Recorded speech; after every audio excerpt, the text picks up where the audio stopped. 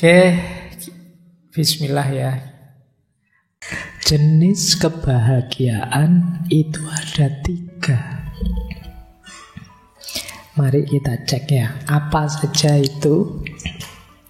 Jadi bahagia itu jangan hanya sekedar pokoknya saya ingin bahagia.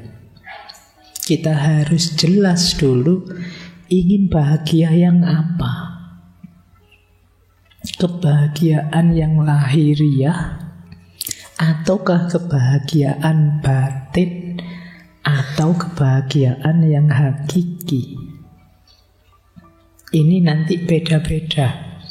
Mungkin kemarin teman-teman bingung, konsepnya campur baur jadi satu. Bahagia itu ya di hati. Ada yang bilang bahagia itu ya kalau kita senang, sehat, sejahtera.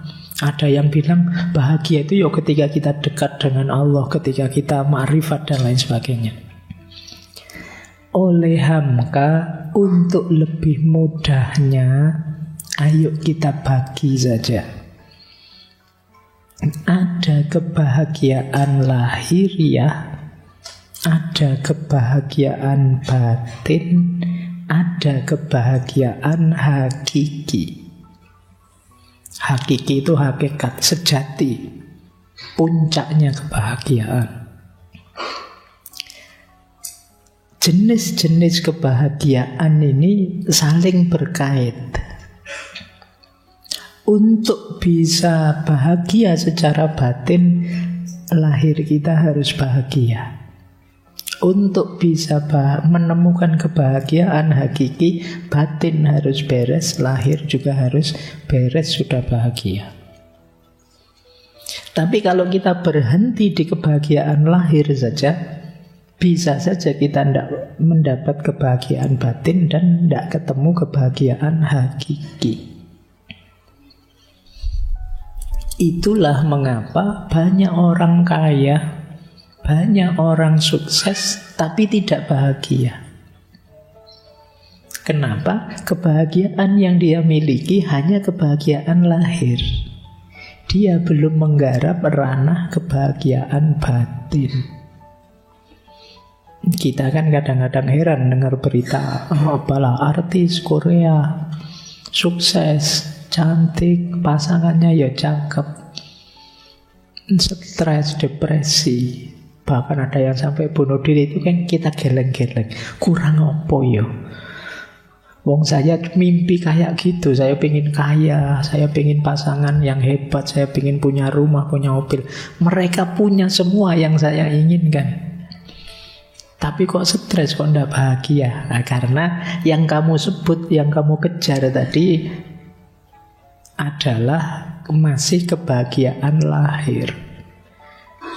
Dan tidak jaminan kamu kalau sampai titik kebahagiaan lahir itu batinmu beres. Tapi sebaliknya, kalau kamu sampai di titik lahir biasa, di titik batin biasanya lahirnya beres. Jadi ini ya lahir itu paling tidak terpenuhi kebutuhan-kebutuhan lahiriahmu. Jadi nanti ketika membahas tema kebahagiaan, kalau menurut Hamka, ayo kita cek ya. Ada kebahagiaan lahir, ada kebahagiaan batin, ada kebahagiaan hakiki. Kalau kebahagiaan lahir itu fisikal, kalau kebahagiaan batin itu hati dan akal, kalau kebahagiaan hakiki itu eksistensial, berhubungan dengan kesejatian kita sebagai manusia. Pak, saya sudah mencapai kebahagiaan hakiki, Pak. Misalnya, kamu punya duit? Tidak punya, Pak. Sulit. Jadi, kenapa? Karena kalau kamu shortcut tiba-tiba kebahagiaan hakiki, kamu merasa ma'rifat. Tapi kebahagiaan lahirmu tidak terpenuhi, bisa saja nanti modal kebahagiaan hakiki itu kamu gadaikan untuk kebahagiaan lahir. Itulah mengapa kadang-kadang ada orang agamanya pinter, mantep, batinnya luar biasa, tapi ya dia pakai itu semua untuk mencari keuntungan lahiriah.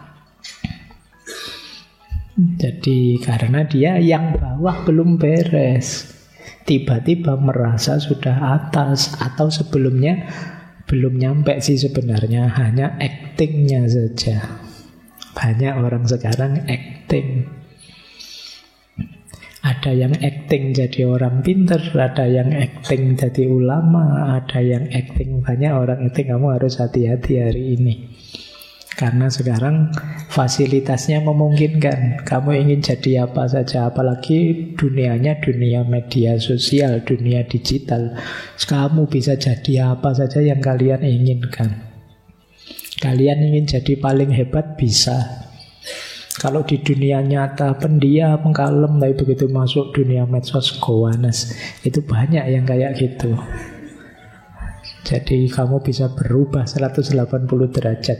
Kadang orang kaget, orangnya cuma kayak gini, tapi postingannya kan ngeri-ngeri. Itu acting namanya.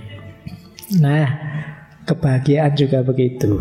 Banyak orang yang acting bahagia, padahal dia bahagia bener apa enggak, hanya dia yang tahu. Baik, kita lanjutkan ya, karena masih agak panjang ini penjelasan-penjelasan beliau.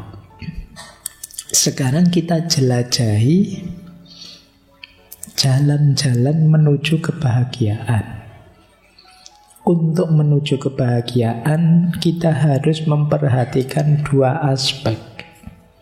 Yang pertama aspek material dalam kehidupan kita, yang kedua aspek immateri. Yang pertama apa? Aspek materialnya. Syaratnya untuk kita bahagia nanti secara paripurna tuntas adalah sehat badan dan sehat jiwa. Sehat badan yang paling awal, karena kalau fisik kita tidak sehat, jiwa kita juga tidak akan optimal. Sepinter apapun misalnya, Pak, saya itu pinter loh Pak, akal saya itu buat mikir apa saja bisa, tapi kamu ringkih, gampang sakit, waktunya enak-enak ngomong malah batuk. Tidak sehat kan, tidak bisa optimal. Maka kesehatan nomor satu kalau kalian pengen bahagia. Sejak sekarang kamu rancang sendiri hidupmu biar kamu tetap sehat sampai besok. Sedahsyat apapun kamu, kalau sakit selesai sudah. Kamu sendiri yang ngatur ya hidupmu. Mungkin yang tiap hari melekan di kafe-kafe, mulai kamu manage. Hidupmu butuh istirahat. Meskipun bukan berarti istirahat terus. Ya, Pak, saya ini jaga kesehatan loh Pak, saya tiap hari tidak ngapa-ngapain biar sehat itu ya berdoa. Jadi cari rumus sehat yang positif. Ya termasuk kesehatan jiwa. Kesehatan jiwa itu berarti kamu menjaga pikiranmu, menjaga hatimu. Kalau fisik tadi jangan dimasuki misalnya oleh makanan-makanan yang tidak bergizi, makanan-makanan yang mengacaukan kesehatan. Ya jiwa rohani juga begitu. Akalmu jangan disuplai hal-hal yang merusak. Hatimu jangan dikotori oleh hal-hal yang membuat kita buta, membuat kita gelap. Kalau isi pikiranmu barang rusak semua, ya cara pandangmu terhadap hidup juga rusak. Kalau hatimu gelap, hatimu sakit, ya hidupmu akan nabrak-nabrak. Karena hati itu kan yang mengorientasikan diri kita. Hati jadi kunci arah perjalanan kita kemana. Kalau akal itu kan dia menguatkan, mendukung atau melemahkan. Dua-duanya penting. Kalau ingin bahagia, sehat badan dan sehat jiwa jadi kunci. Seandainya semua hal beres, hanya kesehatan badan dan jiwa saja yang tidak beres, itu namanya tidak beres juga. Jadi jangan dikira kesehatan itu sepele. Apa sehat itu kan fisik saja. Iya, tapi tanpa itu hidupmu tidak akan bermakna. Jadi jaga kesehatan. Makanya mensana Ya, dalam tubuh yang sehat terdapat jiwa yang sehat. Maksudnya dalam pengertian seperti yang saya jelaskan tadi. Meskipun kalau dibalik juga bisa. Dalam jiwa yang sehat akan ada badan yang sehat. Jiwa sehat itu berarti kan berpikirnya jernih, hatinya juga terang. Kalau orang berpikirnya jernih, badannya mesti sehat. Kenapa? Dia tahu apa yang membuatku sehat dan harus aku lakukan, apa yang membuatku sakit dan harus aku jauhi. Nah, kok kamu ngaku pinter tapi tidak tahu caranya hidup sehat, ya berarti kamu kurang pinter. Jadi orang pinter itu tahu cara menjaga kesehatannya. Nah, jadi ini rumus pertama kalau ingin bahagia. Sehat jiwa, sehat raga. Kalau lagu Indonesia Raya itu kan bangunlah jiwanya, bangunlah badannya. Jadi dua-duanya harus bangun, harus sehat semuanya. Dan saling mempengaruhi. Tidak bisa sehat salah satu saja. Harus dua-duanya sehat. Sakit di salah satu, alamat yang lain terpengaruh. Baik. Di buku dijelaskan lebih detail oleh Hamka cara untuk kita meraih kebahagiaan jiwa itu ilmu dan melakukan hal-hal yang dapat menyucikan diri. Ini dulu pernah dijelaskan panjang lebar hubungannya ilmu dengan kebahagiaan waktu kita membahas Sokrates dan Plato. Karena ini termasuk yang diambil oleh Hamka bahwa orang bahagia itu kuncinya ilmu. Kok ada orang ilmunya tinggi tapi tidak bahagia, berarti dia sebenarnya belum terlalu tinggi ilmunya. Kalau sudah tinggi ilmunya, dia tahu caranya bahagia. Yang kedua, ini juga menarik. Kalau ingin bahagia, harus punya teman yang baik. Circle yang cocok, sederhananya itu. Kalau temanmu ngaco semua, ya sulit kamu bahagia. Kamu bisa terseret ngaco atau bertahan mati-matian biar tidak kacau dan energimu habis di situ. Jadi pokoknya saya tidak mau Pak, saya punya teman itu Pak, hidupnya saya tidak mau ikut-ikutan dia misalnya. Iya sih, kamu bisa begitu. Tapi kalau tiap hari begitu, waktumu habis untuk bertahan. Kayak orang sepak bola kalau waktumu habis untuk bertahan saja lama-lama mesti kebobolan. Jadi kalau memang sama sekali kamu tidak bisa melawan circlemu, minggir dulu. Jadi kalau lingkunganmu memang tidak mendukung pertumbuhanmu, minggir saja, tidak apa-apa. Karena kamu butuh teman yang baik untuk menularkan kebaikan pada dirimu. Makanya ada syair Jawa yang dulu dari Sunan Bonang itu, obatnya hati itu wong kang soleh kumpulono. Deket-deketlah dengan orang soleh, biar ketularan soleh, biar vibrasi dan frekuensimu nyambung dalam kesolehan.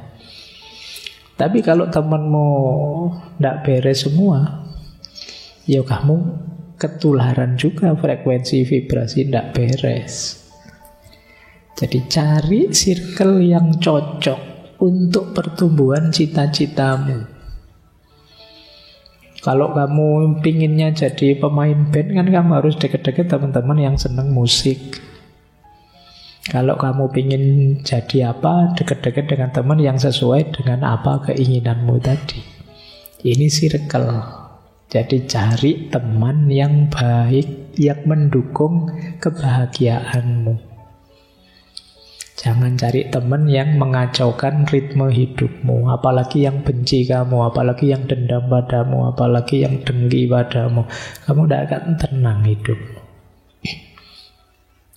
Baik, jadi ini yang pertama untuk bahagia, sehat jiwa raga, teman baik. Nanti kamu cari dalam hidupmu masing-masing mana yang sudah saya miliki dan mana yang belum. Kalau belum, hadirkanlah. Akan jadi syarat kebahagiaanmu. Yang ketiga, kalau ingin bahagia harus mau berpikir.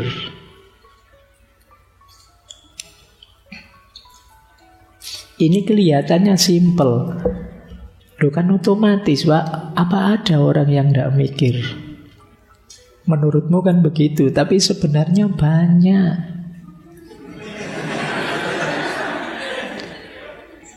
Iya, banyak orang yang tidak mau mikir. Bahkan yang muda-muda ini banyak loh. Kadang kalau saya tanya, gimana mas rencanamu ke masa depan? Alah Pak, saya mengalir saja. Lah iya kan, itu kan alamat kamu tidak mau mikir mesti tentang hidupmu. Kamu tidak sungguh-sungguh merenungi hidupmu, menemukan titik-titik kebijaksanaan, mencari titik-titik keputusan yang penting, yang membuatmu jadi lebih baik. Syaratnya tetap mau berpikir. Hari ini kan hidup ini rasanya diombang-ambingkan dari satu viral ke viral yang lain. Kamu tidak pernah berpikir, apa ya saya harus mengikuti viral itu, apa ya saya harus update yang seperti itu. Kan kamu tidak pernah mikir begitu. Jadi ini seolah-olah biasa, Pak, orang hidup mesti mikir. Tapi sebenarnya banyak orang yang, kalau bahasa saya, autopilot saja hidupnya. Autopilot itu kan rutin, wis kaya ngono, terus diulang-ulang tiap hari. Makanya kadang-kadang kalian kaget, loh sudah Rebu lagi ya Pak, cepet ya. Lah ya kalian memang hidupmu tidak pernah direnungi, ya berjalan begitu saja. Tidak berpikir, ya sulit kamu sampai di titik bahagia. Karena kamu terombang-ambing terus kesana kemari oleh aliran hidupmu. Syaratnya orang bahagia berpikir. Kata Hamka, dengan berpikir kita ketemu kebijaksanaan. Kebijaksanaan itu kan rumus hidup yang tidak hanya benar tapi juga tepat.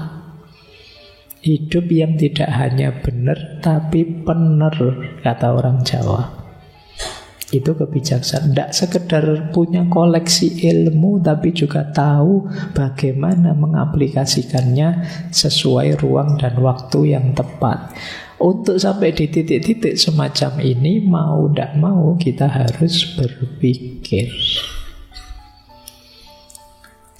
Itu kalau ditarik-tarik lebih jauh, berarti kamu harus belajar cara berpikir yang benar.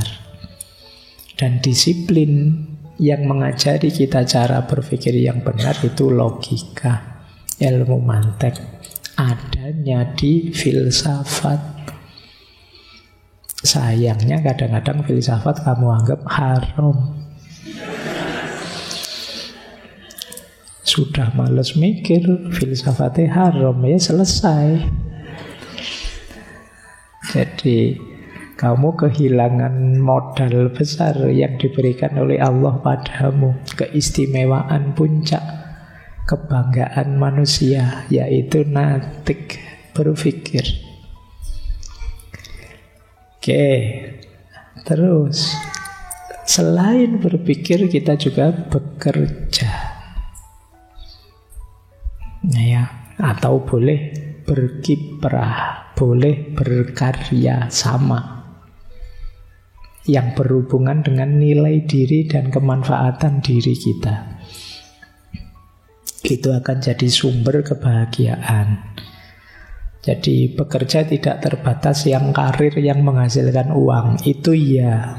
Tapi mungkin ada orang yang berkarya, beraktivitasnya secara tidak langsung menghasilkan uang, tapi dalam rangka penegasan makna diri, nilai diri, dan lain sebagainya. Jadi ini juga jadi kunci kebahagiaan. Kemarin waktu siapa tokohnya itu, mungkin di Russell apa siapa itu kan disebut bekerja itu kebanggaan. Jadi sama-sama stresnya, mending stres karena pekerjaan daripada kamu stres karena nganggur. Jadi itu istimewanya kerja. Dulu kita pernah membahas satu sesi itu kan tentang kerja, yang di situ disebut kerja itu rahmat, kerja itu ibadah, kerja itu amanah, kerja itu izzah, kemuliaan diri. Kalian tidak boleh beralasan, Pak saya ngelamar sana ngelamar sini tidak diterima. Ya kalau itu kan karir namanya. Kamu kan juga sambil nunggu lamaranmu diterima kan bisa beraktivitas ini, beraktivitas itu. Mungkin tidak menghasilkan uang tapi berkontribusi entah apa terhadap dirimu maupun lingkungan sekelilingmu. Jadi itu yang disebut kerja. Karena orang itu kalau tidak ngapa-ngapain itu biasanya merasa dirinya hampa, tidak bernilai. Di antara krisis kalau dalam psikologi itu ada namanya later life crisis. Later life crisis itu krisis usia-usia akhir. Itu biasanya orang-orang sepuh-sepuh 60 tahun ke atas yang sudah pensiun itu krisisnya adalah dia krisis merasa tidak bernilai. Wah saya sudah pensiun ini, wah sudah tidak menghasilkan apa-apa, saya sudah tua merepotkan orang saja. Merasa tidak bernilai. Makanya kadang-kadang beliau-beliau yang sudah sepuh itu kadang-kadang kalau di rumah itu tidak mau diam, melakukan apa saja, ya nyapu lah, ya apalah. Ini karena memang kerja itu pride, kebanggaan sebagai manusia. Kemudian penting juga kalau kita ingin bahagia, kita harus siap introspeksi diri, siap muhasabah. Kenapa? Karena kita manusia itu selalu banyak kekurangan. Kita bukan makhluk yang sempurna. Kita punya alat-alat hebat, tapi kadang-kadang kita tidak mampu menggunakannya dengan pas. Di situ penting kita introspeksi. Hidupku ini sudah seharusnya ndak. Pelajaran apa yang bisa aku ambil dari kemarin-kemarin? Ini namanya introspeksi diri. Ngecek diri kita. Sampai umur sekian aku sudah ngapain aja ya? Kita introspeksi diri. Kalian mungkin usia-usia 20-25an lah usia kalian ya. Kan kelihatannya masih bujangan semua. Kelihatannya. Ya mungkin ada yang lebih, ada yang 27, ada yang 30, saya tidak tahu. Mungkin ada yang S2, S3. Itu kan usia-usia quarter life. Nah, usiamu wis seperapat itu kalau umurmu manusia sekitar 100 ya kamu namanya kan quarter life, sudah perempatan. Orang-orang quarter life itu cirinya gampang. Dia gelisah tentang masa depan. Besok saya kerja apa Pak? Saya ini kira-kira ada jodohnya enggak ya Pak? Ada, pikiranmu enggak jauh-jauh dari situ tetap. Nanti suami saya siapa ya Pak? Istri saya siapa ya Pak? Ini kan terus masa depanku kok rasanya gelap ya Pak? Itu, ya itu ciri-ciri quarter life. Jadi itu kenapa kalau saya kan selalu guruannya seputar-seputar itu. Karena saya tahu di usia-usiamu yang menggelisahkanmu hal-hal itu. Makanya kamu ketawa. Sebenarnya menertawakan dirimu sendiri. Ya, baik. Loh, tapi kan dulu waktu sesi humor itu orang yang masih bisa menertawakan dirinya sendiri, alamat dia masih sehat jiwanya. Alhamdulillah, tidak apa-apa. Oke ya, itu istimewanya. Kadang-kadang orang timur itu kan gitu. Tidak bisa itu masih bisa ketawa cengenges itu. Kayak ditanya dosennya itu gak bisa jawab kan terus bisa kamu jawab tidak bisa ya Pak. Itu gitu ya.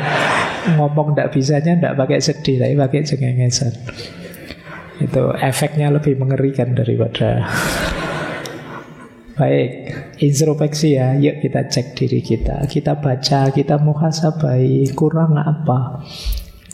Kira-kira yang lebih mungkin saya itu meningkat di bagian mana? Karena di antara penyesalan hidup adalah ketika kita sadar kemarin-kemarin saya belum memberikan versi terbaik diriku dalam hidup. Coba kemarin saya begini, coba kemarin saya begitu. Itu biasanya penyesalan hari ini.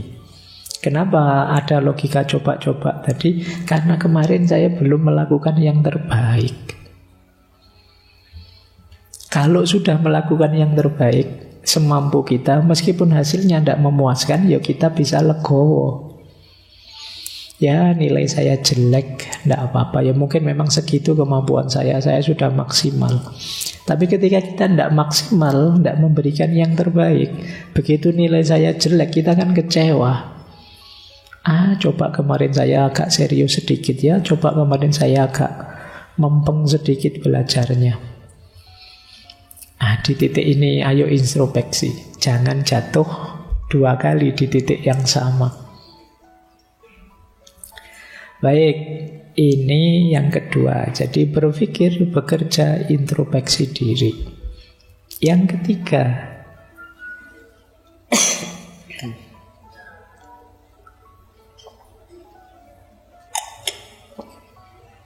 dalam aspek material kebahagiaan ada 2 karakter kunci kalau kita ingin bahagia. Yang pertama kemampuan untuk qanaah, yang kedua kemampuan tawakal. Jadi tadi kan sudah ada 5, sekarang tambah 2. Qanaah dan tawakal. Qanaah itu kemampuan kita untuk mencukupkan diri dengan apa yang kita punya. Jadi qanaah bukan berarti anti dunia. Qanaah itu sikap batin kita yang punya apa saja kita merasa cukup. Jadi punyanya hanya motor 1, oh iya Pak, cukup apa motor 1 itu, saya kan mobilitasnya paling kemana. Itu namanya orang qanaah. Kuliah ternyata nilai saya kebanyakan B Pak, tapi tidak apa-apa, cukup itu Pak B, saya penting lulus. Ini namanya qanaah. Ini contoh saja ya. Jadi maksudnya apa? Qanaah itu kalau menurut Hamka, orang qanaah itu orang yang mencukupkan sesuatu yang dia butuhkan. Jadi mencukupkan diri dengan hal yang diperlukan oleh dirinya. Bukan berarti tidak bekerja. Ya bekerja. Tapi hasilnya apapun dan berapapun akan saya anggap cukup untuk hidupku. Ini namanya orang qanaah. Orang qanaah itu tidak banyak menuntut dan mengeluh. Apa adanya saja kita nikmati. Ini orang qanaah. Di antara cara mudah untuk segera bahagia itu membangun jiwa yang qanaah. Kita selama ini sering salah rumus. Ketika ingin bahagia kita target ini, target itu yang belum kita miliki. Akhirnya bahagia kita lama. Kalau ingin segera bahagia, ayo kita hidupkan qanaah saat ini. Otomatis kita akan bahagia saat ini juga. Kita akan alhamdulillah, ya Allah, alhamdulillah kebutuhan saya terpenuhi. Yang kedua, tawakal. Tawakal itu satu sikap batin yang kita hidupkan setelah ikhtiar kita jalankan. Itu tawakal. Saya sudah berusaha maksimal Pak, semampu saya. Apapun hasilnya saya pasrahkan pada Allah. Itu tawakal namanya. Saya sudah ke dokter Pak, sudah minum obat Pak, tapi masih batuk. Pasrah ke Allah. Itu namanya tawakal. Jangan belum minum obat, belum periksa, belum apa, sejak awal sudah pasrah saja pada Allah Pak. Itu bukan tawakal, itu namanya. Jadi tawakal itu kita lahirkan setelah ikhtiar maksimal dijalankan. Ini akan meminimalisir rasa kecewa, rasa tidak puas terhadap hasil dari yang kita lakukan. Jadi dua rumus ini, qanaah dan tawakal, bisa membuat kita segera bahagia. Tidak harus menunggu nanti, besok, tidak harus tergantung ini, tergantung itu. Baik, meskipun qanaah dan tawakal ini lebih mudah diceramahkan daripada dijalankan. Karena tidak gampang kamu membentuk jiwa qanaah itu, apalagi yang muda-muda, cita-citanya masih panjang, keinginannya masih macam-macam. Tapi boleh pelan-pelan kamu latih sejak sekarang, karena akan jadi senjata yang kuat ketika hidupmu dalam kesulitan, keterpurukan, dan lain sejenisnya. Latihan qanaah dan tawakal. Oke, saya akhiri sekian. Kurang lebihnya mohon maaf. Wallahul muwafiq. Wallahu a'lam bissawab. Wassalamualaikum warahmatullahi wabarakatuh.